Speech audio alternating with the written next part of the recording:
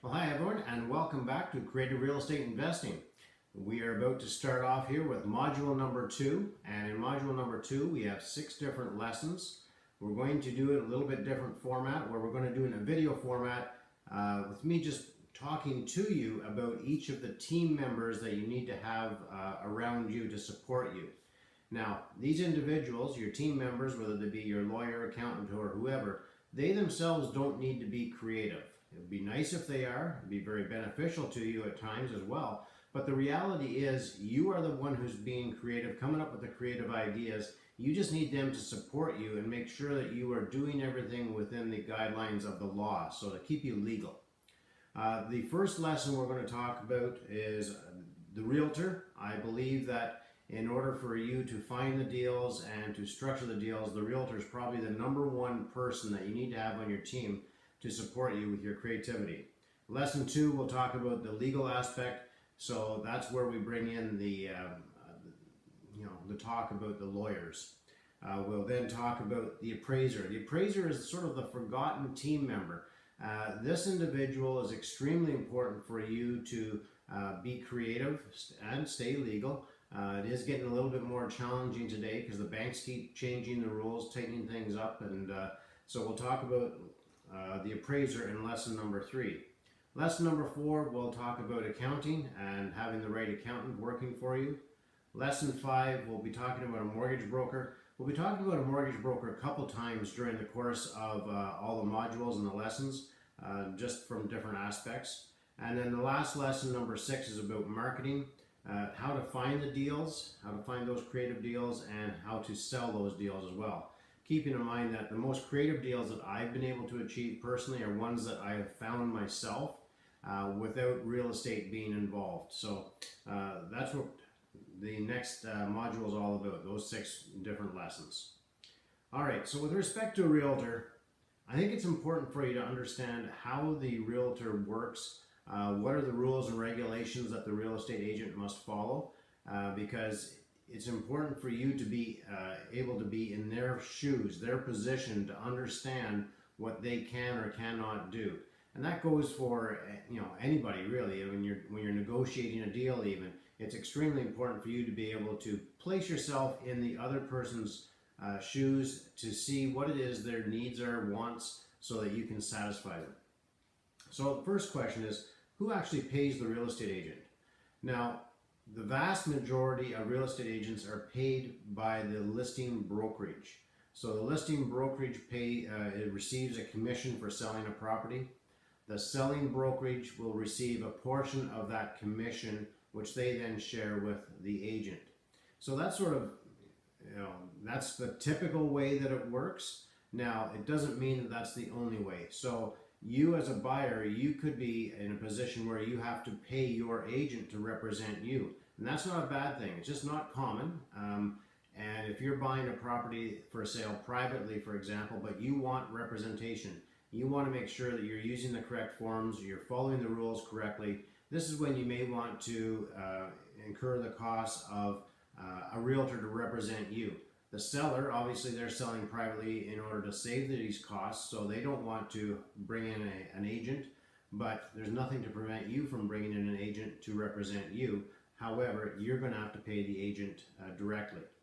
Now, when I say paying the agent directly, that's sort of another misdemeanor that people don't really understand how the money flows here. I touched on it briefly already, but when you list your property for sale, you hire a brokerage. So for example, we'll use Royal LePage. I work for Royal LePage, but it could just as easily be Century 21, Remax, Exit Realty, whoever the real estate brokerage is. Even though you call a specific agent, you call me to list your house. Well, yes, I'm listing your house. I'm representing the real estate brokerage, Royal LePage. It's actually Royal LePage that's listing your house, and I'm representing you within that context.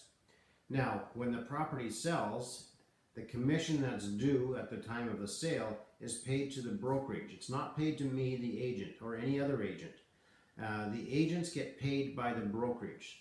So 100% of the commission goes to the listing brokerage. The listing brokerage then has to pay the selling brokerage. Now, the selling brokerage could be the same company, or it could be a totally different company. In my case, it could be Royal LePage, and the buyer comes from Century 21. In that case, Royal LePage has to pay Century 21 brokerage a percentage of that commission. Then the agents that are working underneath that brokerage, they then receive a percentage of that commission as well. And that's totally dependent upon the contracts or the relationship they have with their brokerages. So, for example, and I don't mind sharing mine, it's very common in the industry that a lot of the brokerages, the commission is split 70-30, meaning that the agent receives 70% of the commission that's paid to the brokerage keeps 30%, and that's what keeps the lights on, the doors open, the lawyers paid, etc. So it's a 70-30 split, and then when the agent reaches a certain threshold, then it goes up to a 90-10 split, where the agent receives 90% of the commission. So there's always that motivation for the agent to sell more because they're going to start saving more or keeping more of their commissions. So that's how the money is broken out between the agents and how they're paid. The next question is, who does the agent actually work for? So again, you hire me, you think you're hiring me to represent you when we sell your house. In reality, you're hiring Royal LePage. So Royal LePage is representing you, and I'm an agent for Royal LePage. Now, the code of ethics and standards that we follow state that I have to work for you, and I'm not allowed to work for anybody else without your permission. So I have to give 100% of my attention, 100% of, I have to follow all the rules and regulations. Anything you say with me has to stay with me. I can't share that with anybody else, etc. So I'm representing you and your interests. Now the challenge comes up when a buyer comes to me as a listing agent and they want me to represent them as the buyer. Well, for me to represent the buyer and the seller, I'm now in a conflict of interest. And because it's a conflict of interest, I have to step back and just be a facilitator of the transaction. It can be done, and I've done it many times, and I'm always very fair and above board with everybody. I don't disclose anything that is not supposed to be disclosed. If the buyer asks or the seller asks a question about the other party, I will only disclose what I'm allowed to disclose and what the other person's willing to allow me to disclose as well. So the vast majority of agents operate that way. Unfortunately, there are a small percentage that will take advantage of that situation. And I know of agents, it's happened to me as well, both as a buyer and a seller in the past, where the agents haven't honored their agreement with me. So you need to be very careful what you say to your agent, even though it's in confidence. I would suggest that when you're working with as a seller, when you're working with an agent, don't ever tell them what your bottom line is. Even if they ask and they say they won't disclose it because they're not supposed to, the temptation is there for them to disclose it in order to get that deal done. Now, they are supposed to be working for you and representing you and your best interests, but who's kidding who? I mean, why is an agent even an agent in the first place? It's to receive a paycheck. Very few agents are there for the simple love of facilitating transactions and helping you buy and sell your property. They're there for the paycheck. They're salespeople. Now, that's a very broad statement because there truly are some people out there who will walk away from commissions because they know it's not the right deal for their client, either as a seller or a buyer. I myself am like that. I have walked away from deals, and I know my wife Joanne, she is like that very much. She is very much all about the client, and that's the way it's supposed to be. But people like that are very few and far between. So just need to understand what's motivating the agent. Dollars will always motivate agents, especially when they get into dual representation.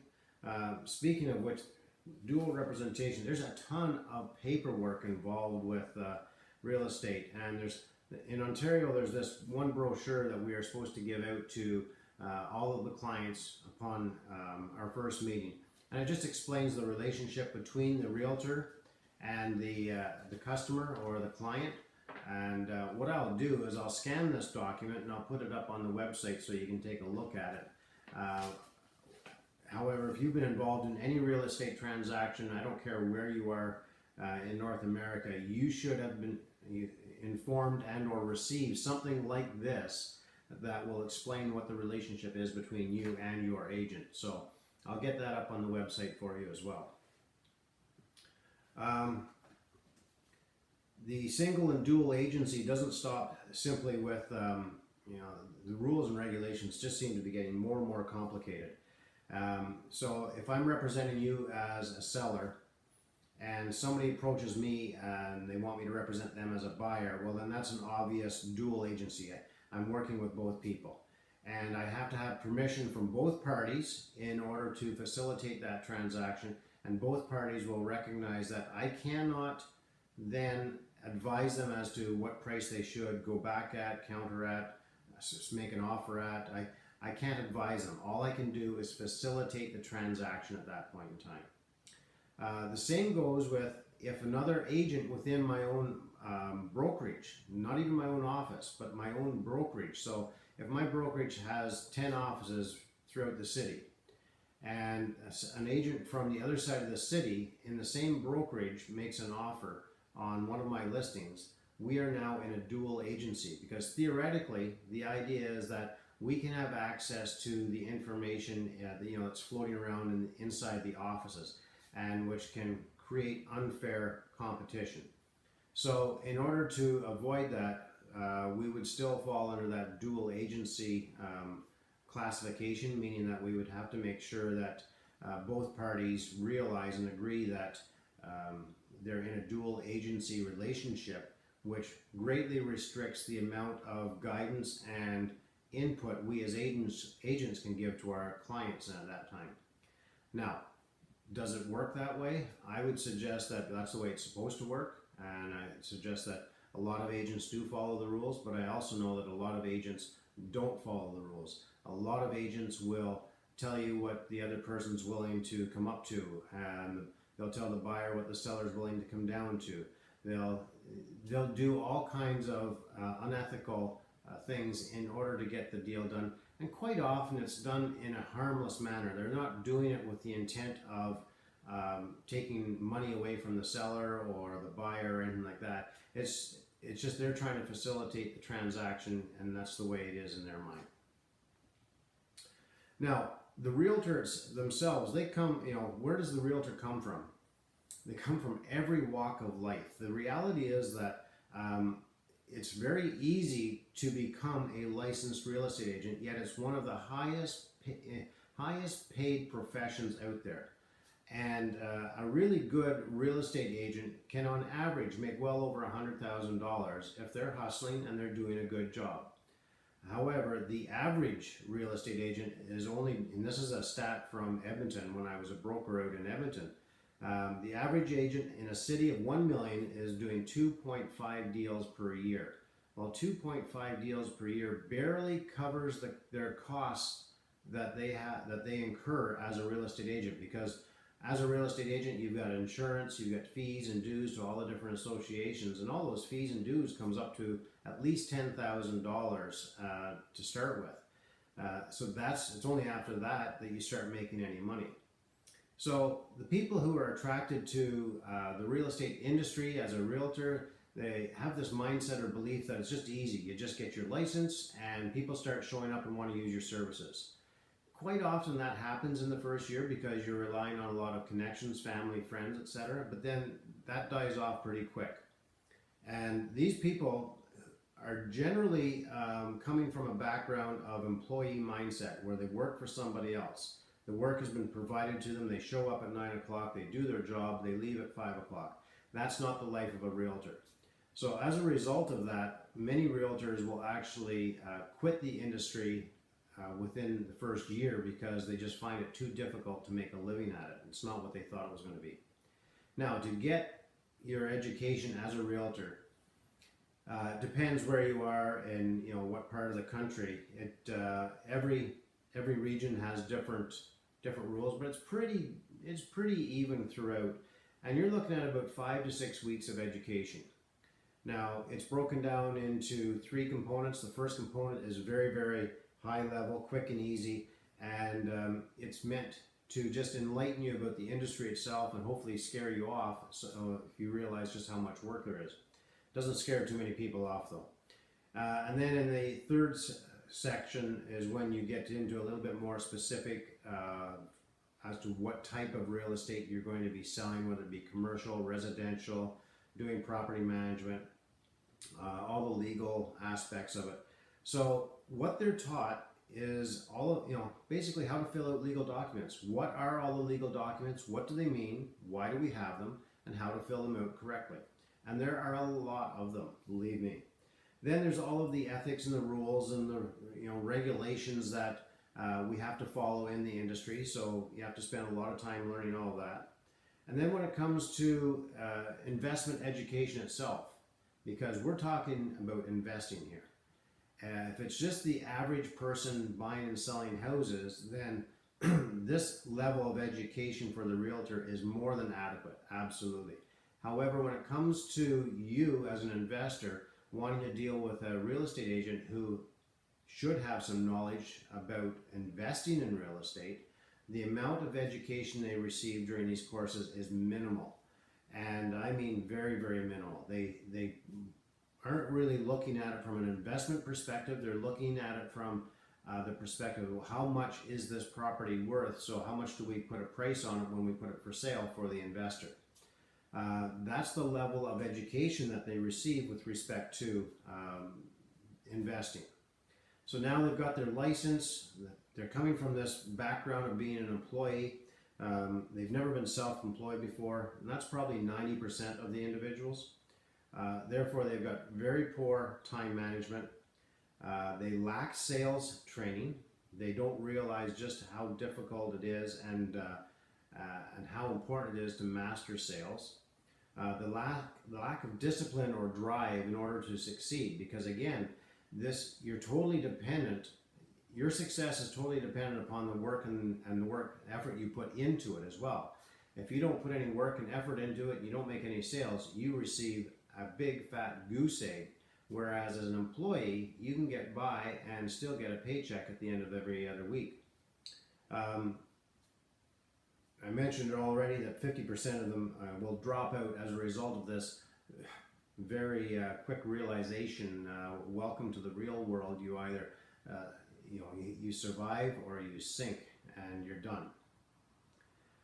Now, the average person, again, most realtors, with the education they have and the training they have, it will work fine for them as a realtor representing the average home buyer, home seller.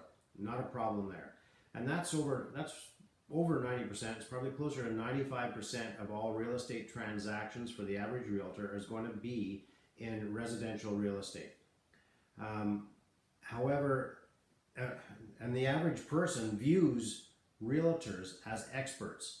Even though they do nothing more than facilitate the transaction, they're automatically viewed as an expert. Now, many of the realtors with years and years of experience and lots of systems in place are going to elevate themselves so that they do become experts, and they're worth every penny then at that point in time, absolutely. However, there's a very small percentage of the realtors are experts in investing. So myself as an example, my wife Joanne, given our background as real estate investors, we would be considered experts in the world of realtors because of our background. And we are probably in the 2 percentile of all real estate agents with that type of background and investing knowledge. So it's extremely difficult to find these agents, and even if you do find those agents, they're so busy, it's going to be difficult to get them to, spare more time to work with you. So if that's the case, and that is a big challenge, because I know that's probably one of the biggest challenges I hear from students is, well, how do I find a good realtor? Well, who should you actually use then? If you can't find that experienced realtor, then who should you actually use? I would suggest that you find somebody who's very open-minded. Unfortunately, a lot of realtors develop this mindset and attitude that they are the expert because they are spending all of their time especially if they've got 4 or 5 years experience and they're doing lots of house sales, they then deem themselves to be experts. And that may or may not be accurate. But if they've got that mindset, then they're not open-minded, they're not willing to learn and learn new ideas from you as well. So a young agent who's willing to work with you, is willing to work hard and learn from you with an open mind because they want to become an investor just like you, that is an ideal candidate. But even if you can't find that person, after interviewing hundreds of people, you still can't find that one person that you feel comfortable with, well then just find an agent who is willing to work and represent you, even if they're not investors themselves, but go with your gut. How do they feel? How do you communicate with them? If they've got this arrogant attitude and they're belittling you and not really listening to you, then that's obviously not a good fit. On the other hand, if when you're talking to them, they feel totally controlled by you, they're not going to speak up when they feel there's something wrong or you're crossing the line. So you want to have that balance. You want to make sure that they want to work for you, they are willing to listen to you, they're willing to grow and learn new ideas from you. And you want them to have lots of hustle and drive. You want them to be full-time. You don't want the part-time agents out there, and a huge desire to learn.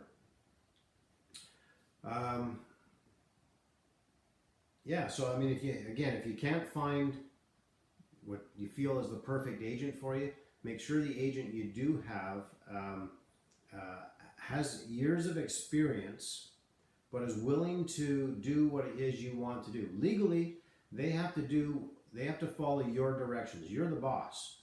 They have to follow your directions. However, they have to operate within the guidelines of the rules and regulations. You may not know what all those rules and regulations are, but they do, or they're supposed to. Therefore, they're going to keep you within those safe parameters. However, those safe parameters that they like to operate in might be even narrower. And what you want to do is you want to operate out here. So they have to be willing to operate out here, but keep you from operating this much further. So listen to their advice because they have done a lot more deals than you have typically, but don't allow them to control the situation completely. Focus on the connection that you have with the individual. All right, so that's it for real estate agents. I wish there was a much more clear-cut, this is what you look for, but the reality is you're focusing on connection, relationship. I love working, when I wasn't a realtor myself, I loved working with real estate agents who were keen to learn from me and want to become investors themselves. Because even a lot of the vast majority of active realtors who are investors, they're not investing correctly. They're investing strictly based upon appreciation. So they still have a lot more to learn, and you have a lot more to teach them. So that's where you can create a really good win-win situation. All right, so lesson number 2, we will be talking about lawyers. And look forward to chatting to you then. Take care. Bye now.